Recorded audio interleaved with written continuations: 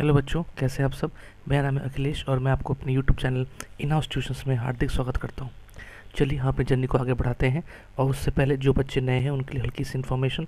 ऊपर दिए हुए आई बटन लिंक में आपको पूरी प्लेलिस्ट मिल जाएगी, जहाँ पे हमने चैप्टर के स्टार्टिंग में एक्सप्लेनेशन, कुछ लेक्चर वीडियोस हमने पोस्ट किए हैं और एक्सरसाइज जो फर्स्ट एक्सरसाइज है 9.1 उसको हमने कंप्लीट किया है।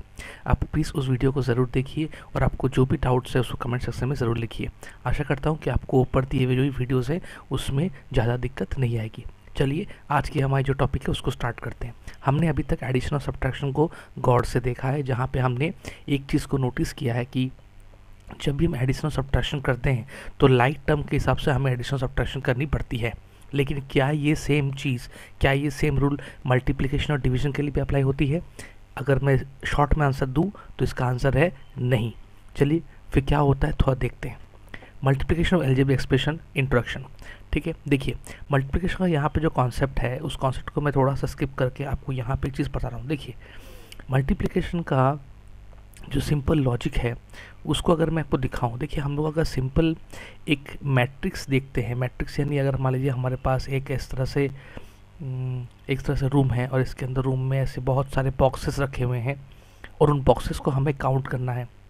ठीक है, तो इन बॉक्सेस को काउंट करने का तरीका क्या है? या तो हम इंडिविजुअली काउंट कर लें, या तो नंबर ऑफ़ रोज़ के साथ नंबर ऑफ़ कॉलम्स को, या नंबर ऑफ़ कॉलम्स के साथ नंबर ऑफ़ रोज़ को मल्टीप्लाई कर लें। तो अगर नंबर ऑफ़ कॉलम्स हमारे रोज़ है m और कॉलम्स है n, तो हम लोग क्या करते हैं, number of rows into number of columns करते हैं, राइट। क्यों? इससे हमें डायरेक्टली आंसर मिल जाता है, हमें इंडिविजुअल काउंट करने की ज़रूरत नहीं होती है। उसी तरह यहाँ पे देखिए, अगर मैं यहाँ पे m इंटू n कर दूँ तो हमें आंसर मिल जाता है। यानी क्या होता है, m और n में यहाँ पे जो इंडिविजुअल टर्म है वो क्या है, पहले ऐसे जाती है, फिर यहाँ पे आती है, फिर ऐसे जाती है, फिर ऐसे आती है, और ये क्या है, m इंटू n यही बताती है हमें। ये जो हम डायग्राम कर रहे हैं m इंटू n हमें यही बताती है। चलिए अब इसी चीज़ को अगर मैं देखूँ,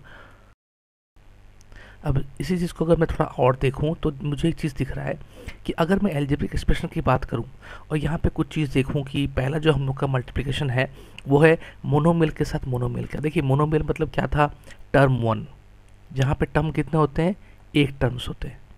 टर्म कितने होते हैं, एक होते हैं। तो अगर टर्म एक होते हैं तो हम लोग के लिए करना थोड़ा आसान होता है। ऐसी बात नहीं है एकदम। ठीक है, मोनोमियल हो, बाइनोमियल हो, ट्राइनोमियल हो या फिर पॉलिनोमियल है, ऐसी कोई भी बात नहीं है कि आपको ये आसानी से हो जाए। सब कुछ आसान है। ठीक है, देखिए कैसे करते हैं। मोनोमियल का मान लीजिए यहाँ पे आपके पास एक मोनोमियल है 4, दूसरा मोनोमियल है x। तो सिंपली अगर मल्टीप्लिकेशन करते हैं तो ये बन जाता है 4x। क्यों ये 4x बन गया? क्योंकि ये जो 4 है और ये जो x है ये दो आपस में लाइक नहीं है, लेकिन आपस में क्या हो जाते हैं, जुड़ जाते हैं। उसी तरह से अगर मैं आपको बोलूँ, जैसे मेरे पास मान लीजिए 4 है और यहाँ पे 4x है। ठीक है, यहाँ पे ये 4 है और ये 4x है। अब यहाँ पे क्या है, ये 4x जो टर्म है इसके अंदर दो चीज़ें हैं, एक है 4 एज अ फैक्टर और एक है x एज अ फैक्टर। तो ये 4 क्या हो जाएगा, क्योंकि ये 4 इसके साथ लाइक टर्म बनाता है इस फैक्टर के साथ, तो it will become 4 into 4 into x. Logic same है। और क्योंकि ये 4 इंटू 4 लाइक टर्म है, ये बन जाएंगे 16x। हमारा आंसर बन जाएगा 16x। ठीक है, और भी थोड़ा आगे बढ़ते हैं और भी थोड़ा कॉन्सेप्ट क्लियर करते हैं।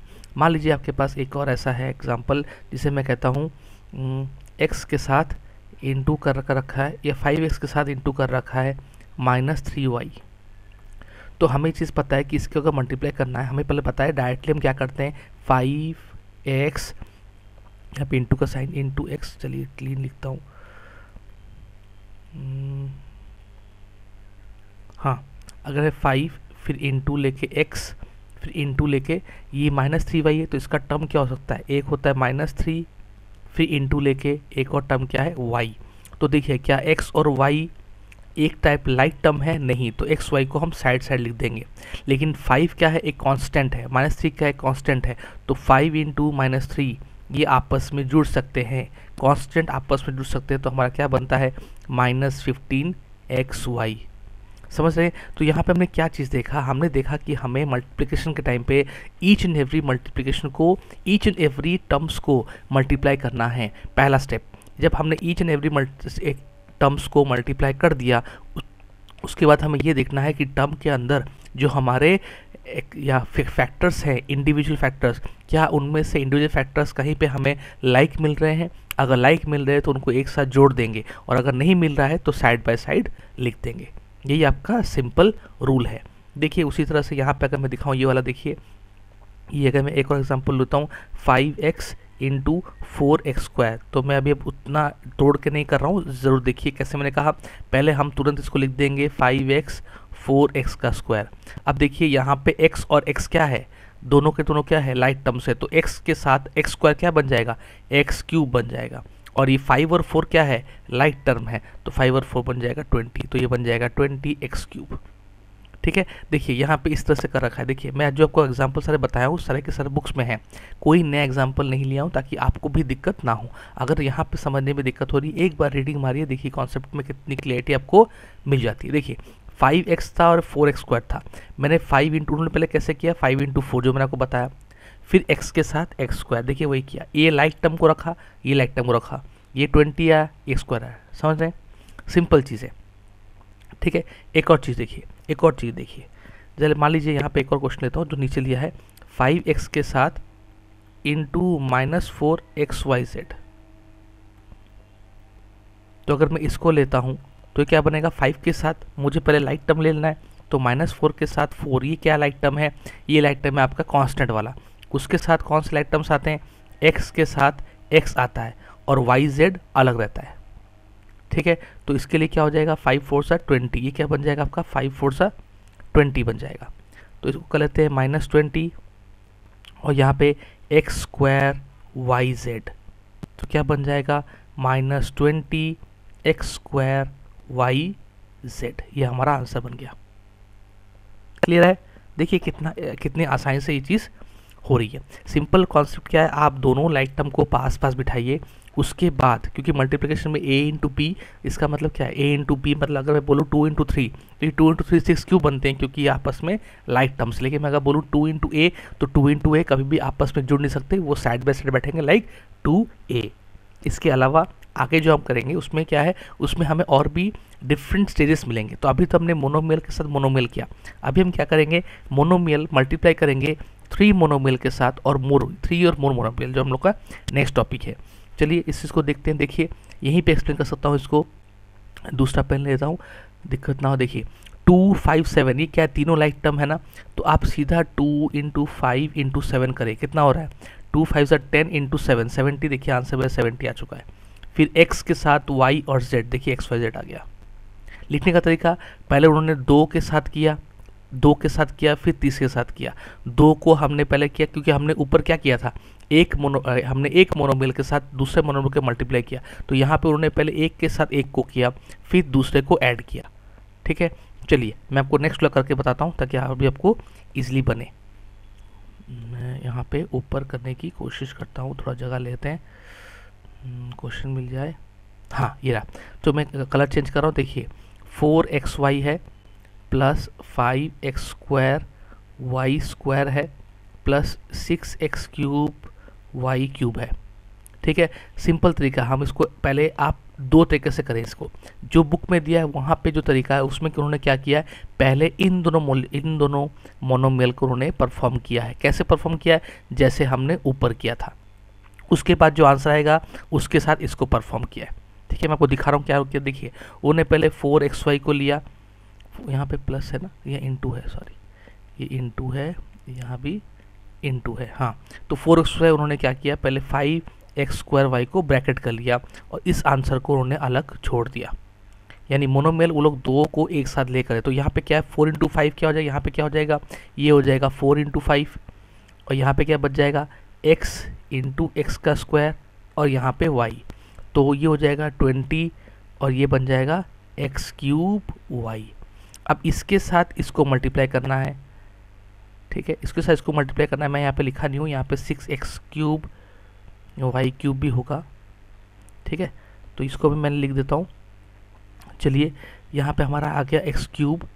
ठीक है, अब देखिए, अब ये जो 20x² है इसके साथ मैं क्या करूँ, इसके साथ मैं मल्टीप्लाई करूँगा 6x³ y³ को, तो ये क्या बनेगा 20 इंटू 6, वेरी गुड, 20 इंटू 6, उसके बाद क्या बनेगा, वेरी गुड, एक्स क्यूब के साथ इंटू एक्स क्यूब। फिर यहाँ पे क्या बनेगा, यहाँ पे आपका बन जाएगा, अच्छा यहाँ पे y था, अच्छा रुकिए, यहाँ पे y था, यहाँ पे वाई स्क्वायर था, तो ये वाई स्क्वायर है, ये y है, तो ये y इंटू वाई स्क्वायर हो जाएगा। ठीक है, y इंटू वाई स्क्वायर हो जाएगा, तो ये बन जाएगा y क्यूब। तो ये हो गया y cube into Y cube. तो ये क्या बन जाएगा, 120 x to the power 6 y to the power 6। ठीक है, तो इस तरह से हमें चीज़ों को करना है। करने का तरीका क्या है, बहुत ही सिंपल तरीका है।